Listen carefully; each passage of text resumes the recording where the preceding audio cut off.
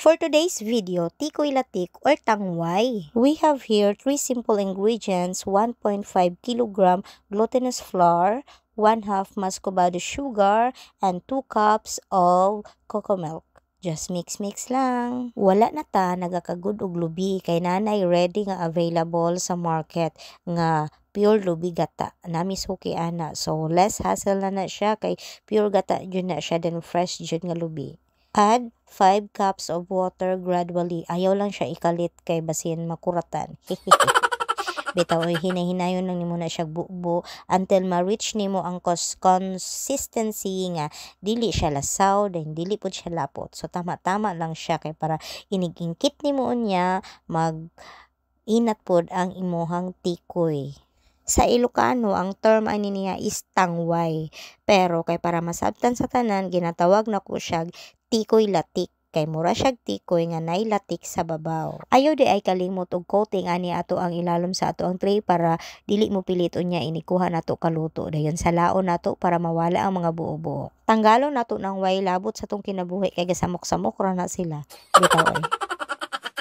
Sa naka-preheat nga oven, ibutang lang nimo sa ilalom ang imong mixture. So ang atong ipainit ana isa ilalom lang sa in 300 degrees Celsius in 30 minutes. So pagkahuman ana sa babaw na pud siya. So ibutang na pud nimo siya sa babaw, ang babaw na pud imong painitan and 10 minutes as long as kinaingin ani nang iyang kuan nga kaning uga na siya para mabutangan nimo og first layer nga coating sa latik para tikoy latik. Ayaw lang kay daghan naglatik, ay lang kay basa kay ang dili tanang basa lami. Kay para lami kayo iyang pagkauga sa iyang latik sa babaw. Wow! Ang kanaday atong latik no is pure gata and muscovado sugar. Wala na siya sagol nga tubig. So ibalik na po nato siya sa atong oven nga naka-init ang taas in 30 minutes. Dayon pwede pud ta mag second coating para inani na dayon iyang texture sa iyang babaw nga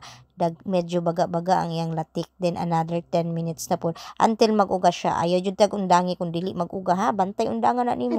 Basta mag-uga nga inani na dayon ang iyang kalabasan nga medyo pagod-pagod sa babaw para mawala ang basa-basa niya. So ang ato ang order today is 16 ka layer ang ato ang gihimo. So bilar-bilar na po ta diring dapita kay 16 kay ingon ani ang ato ang lutoon.